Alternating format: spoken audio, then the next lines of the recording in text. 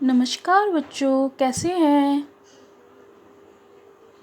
आज हम page number 5 पहला पाठ तुम भी ऊंचे बन जाओ का पाठ करेंगे, जिसमें प्रकृति के बारे में बताया कि वो हमें किस तरह से शिक्षा देती है। चलो शुरू करें। प्रकृति सबसे बड़ी शिक्षक है। इसमें उपस्थित विभिन्न वस्तुएं हमें विभिन्न प्रकार की शिक्षाएं देती हैं। आइए देखें प्रकृति में कौन सी वस्तु हमें क्या सीख देती है।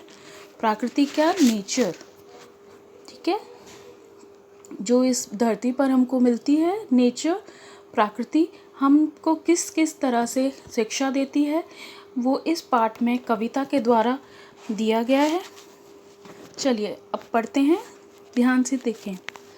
पर्वत कहता शीश उठाकर तुम भी ऊंचे बन जाओ, सागर कहता है लहराकर मन में गहराई लाओ। समझ रहे हो क्या कहती है, उठ उठ गिर गिर तरंग तलंग।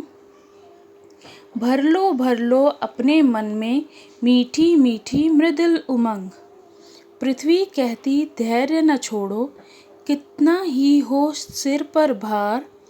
नभ कहता है फैलो इतना, ढक लो तुम सारा संसार।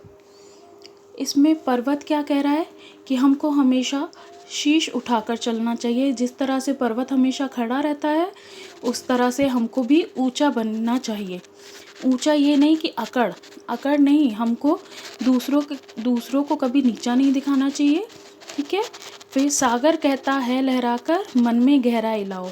गहराई का अर्थ है कि हमको कभी भी दूसरों की बातों को मन में नहीं रखना चाहिए, हमको उनकी बातें भूल जानी चाहिए। समझ रहे हो क्या कहती हैं, उठ उठ गिर गिर तरल तरंग। क्या आप समझ रहे हो कि लहरें क्या कह रही हैं। वो कह रही हैं कि अपने मन में मीठी सी उल्लास भर लो। जिस तरह से वो हमेशा लगता है कि लहरें बहती हैं तो कि कितनी खुश हैं, बार बार आगे बढ़ रही हैं, तो वो कह रही हैं कि मीठी मीठी सी खुशी अपने मन में हमेशा रखनी चाहिए। पृथ्वी कहती धैर्य न छोड़ो। पृथ्वी क्या कहती है कि हमें कभी भी धैर्य नहीं छोड़ना चाहिए, चाहे कितना भी हमारे सर पर भार हो, कितना भी हमारे ऊपर प्रेशर हो, हम लोगों को कभी भी धैर्य छोड़ना नहीं चाहिए। नभ कहता है, नभ मतलब आसमान, कहता है फैलो इतना, ढक लो तुम सारा संसार। नभ क्या कहता है कि अपने आप को इतना दूसरों के प्रति अच्छा बनाइए कि सारे संसार के लोग आपको चाहें। जिस तरह से नभ पूरे संसार के ऊपर फैला होता है, उसको संसार को ढक लेता है, उसी तरह हमको भी नभ की तरह फैला होना चाहिए। अब इसमें से जो भी कठिन शब्द हैं पीछे दिए गए हैं, उनको आप पढ़ेंगे और उनके एक एक वाक्य बनाएंगे।